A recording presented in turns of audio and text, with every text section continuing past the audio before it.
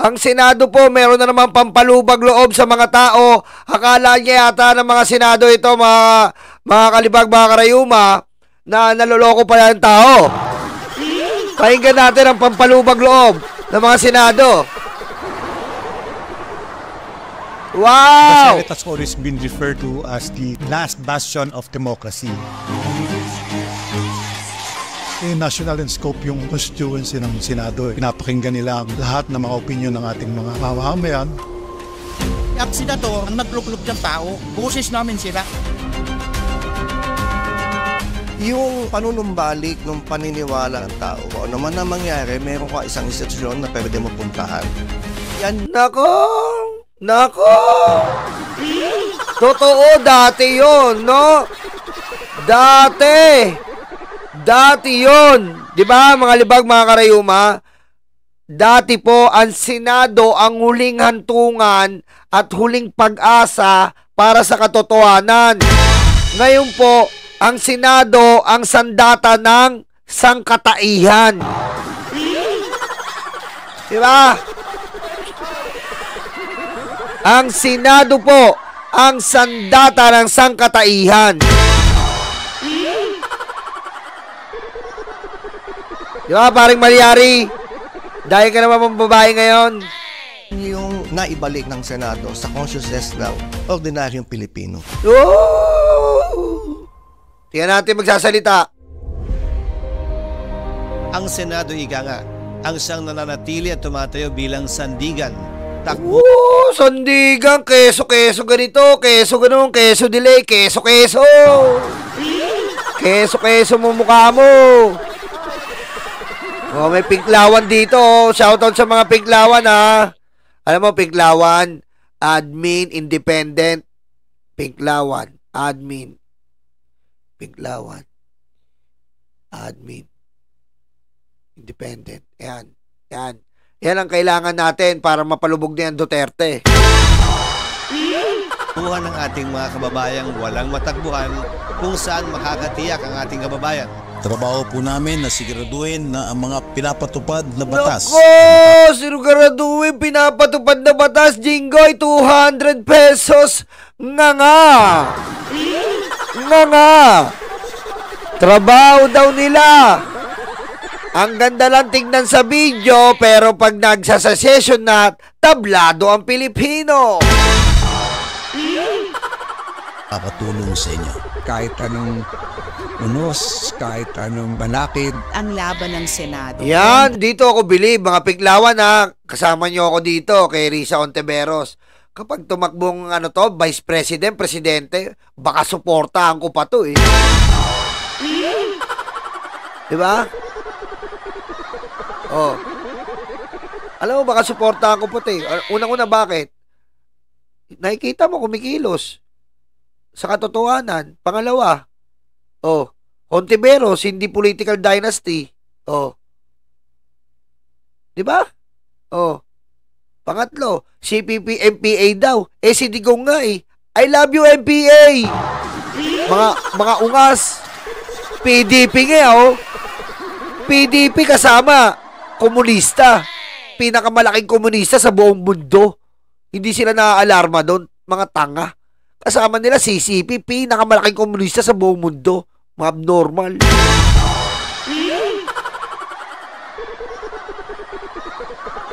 Thank you, Quincy, ha. Tras sa korupsyon, walang inuurungan kahit pa pinakamataas na opisyal ng ating gobyerno. Totoo yun. Pinakamataas, si Risa lang talaga umano dyan. Si Risa lang po ang umano dyan. Risa Ontiveros. Wala pong duda yan. And positions do not mean that much to me anymore. What is really important is to be of genuine service to our people. Yan ang tandaan nyo, yung sinabi ni Ubito Solonga. Buti sinama nyo itong mga Senado. Service to our people. Anong sinabi ng Senado nyo? Si Robin Padilla, kahit sinugin nyo ako, Duterte ako. Anong sinabi ni Bato? Anong sinabi ni Bongo? Anong sinabi ni Aimee? Asan yung Filipino people? Matulongges.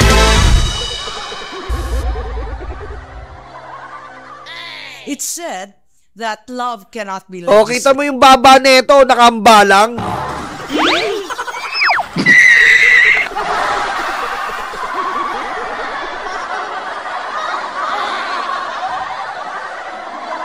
Vina, isa ka, Tony. Thank you, Vina.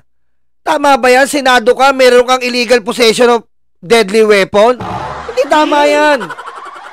Tama ba yan, Mamulaling? Senador ka, nagtataglay ka ng deadly weapon? Tama ba yan? Natatakot ang saong bayan. Senador ka, kailangan nakikita ka malinis ka. May dawa kang deadly weapon, no? Tama ba yan? Ha? Inyo, may deadly weapon ka? Paano ano yung mga tao? Kita yung deadly weapon mo.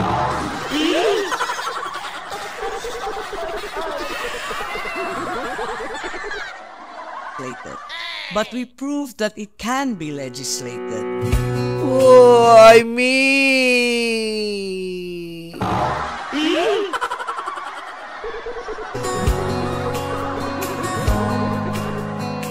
Oh, tamo to. Magsiservisyo ka sa Pilipino, may utang ka 10,000? Pwede ba naman yon? Servisyo Pilipino, may utang ka pa 10,000?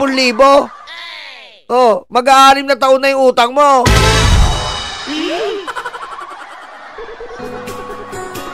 Each and every one of us. Oh, ito. Oh, kita mo. Senador mo niniwala sa AI, tanga. Oh, ano sabi? Is on differing opinions on every issue at hand. We come together to think up ways to help our people.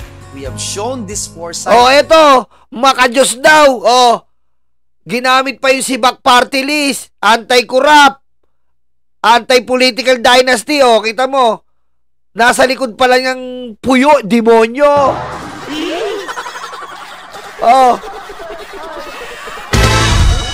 hindi nyo kami madadala sa mga ano nyo, sa mga video nyo. We service Filipino people. We service. With the passage of significant laws such as Telecommuting Act or Work from Home Law, the Doktor para sa Bayan Law. Loko, ginagaya nila yung Kongreso, no? Ginagaya nila ngayon ang estilo ng Kongreso, kung saan nire-report ng Kongreso lahat ng ginagawa nila. Kumbaga, given na sa Kongreso yon. Ngayon, gumagaya ang Senado. Kasi, galit na galit ang mga tao. Akala yata nila, mapapahupa nila ang galit, mga ungas.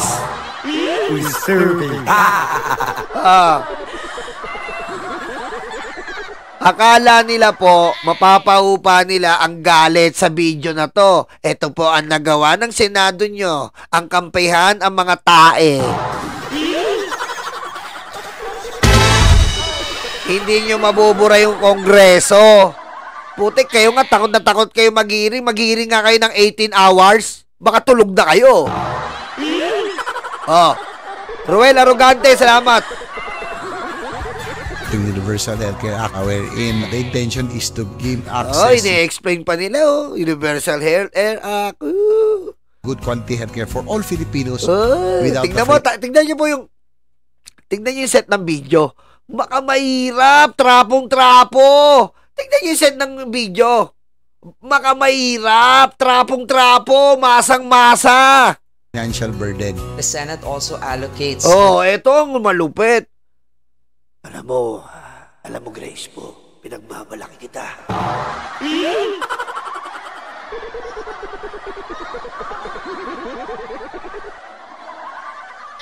Pinagmamalaki kita, Grace po. Baka mahirap ka talaga. Talagang masasabi ko na talagang baka mahirap ka, Grace po. Hanggang sa uli.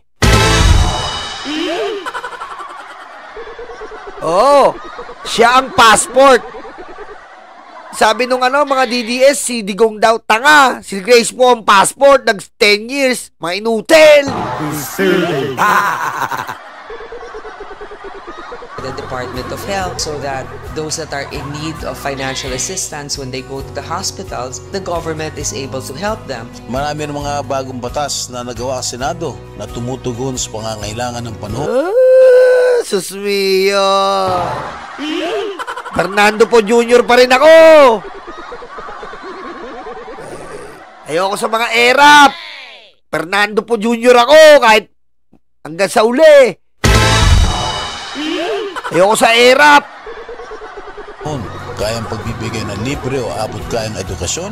Because of this free higher education. Yeah! Ang aking kaibigan, ang kumparing buo, ang magiging ninong ng 18 anak ko, Wing Gatchalian!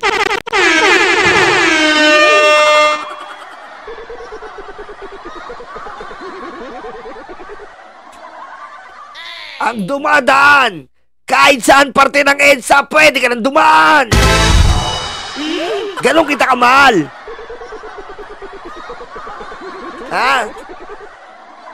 Kahit anong parte ng EDSA, kahit sa LRT ka na dumaan, yung sasakyan mo, pwede ka na, mahal na mahal kita, Win.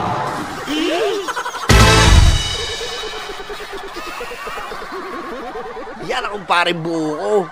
Hanggang sa uli, kumparing buo ko yan. Win o win. Hindi ko pati, Rex. Bleh. Ayoko sa'yo, Rex. Ayoko sa'yo. Bleh.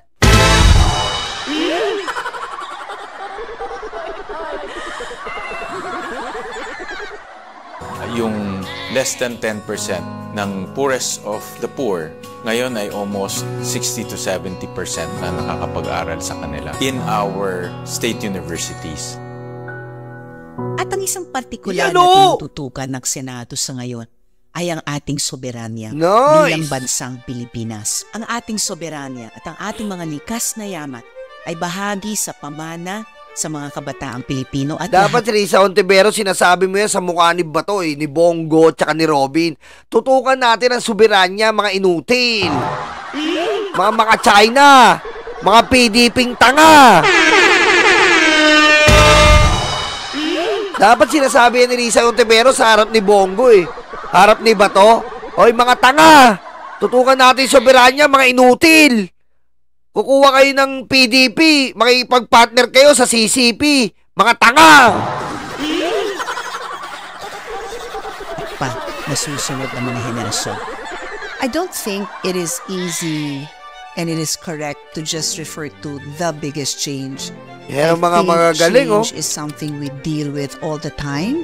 I'm sure over the decades, there has been a lot of changes. I think the biggest contribution of the Senate is to be able to create laws that change because of the changing needs of our people. Pia Cayetano, kiss ka na rin sa akin. Ayoko na ng Cayetano. Sa bawat batas na ipinapasa namin, sinisikap ng Senado na mabigyan tinig ang ordinaryong Pilipino. Pinakikinggan ang kadiri! Manggagamit! Epal! Iwi! Iwi! Iwi! at opinyon ng partidong apektado ng mga panukala para siguruhin na ito ay siguradong para sa ikabubuti ng lahat. The biggest contribution of the Senate. Ano daw, biggest contribution? May nagsasalita. AI yata to The Filipino nation is the stability that it brings in the governance of our nation.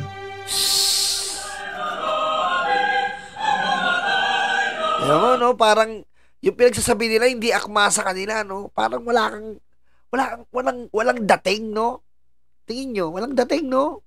Hindi katulad pag kongreso nagsasalita, may impact Ito nararamdaman nyo, impacto, 18. No? Impacto 18.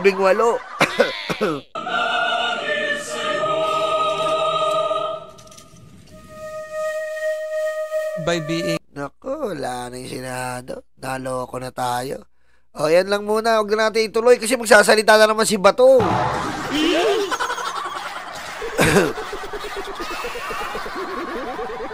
Okay? At dahil nga magaling ang Senado, ayan na, kakatatapos lang ng video nyo. O, eto na. Ayan na po. Ayan na yung pinagmamalaki yung Senado. Wala na kayo kagad yung video nyo.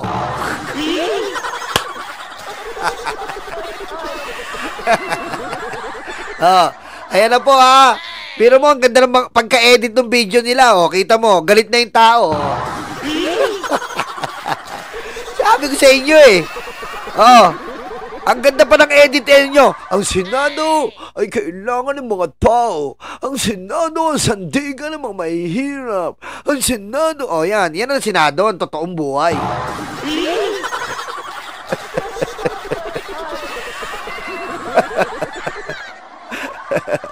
Pinaalagyan nyo pa ng mga gandang dramatic music.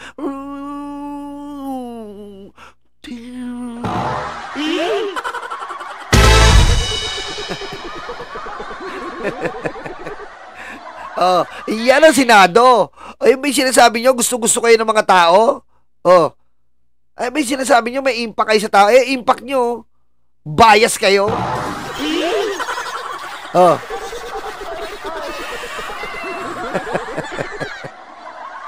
Ang Senado, ang pasimuno ng fake news. Bobo. Bobo ang putik na mga to. AI Pinos. Kita nyo? Siya sabi ko sa inyo, Senado. Nakita nyo gustong gusto kayo ng tao. Himawari, thank you. Diba? Biro mo, 8 minutes yung video nyo. Burado sa 6 seconds.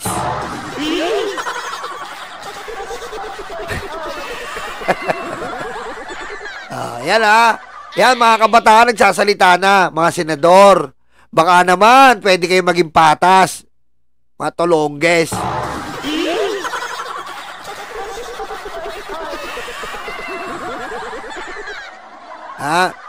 Baka pwede kayo maging patas. Okay,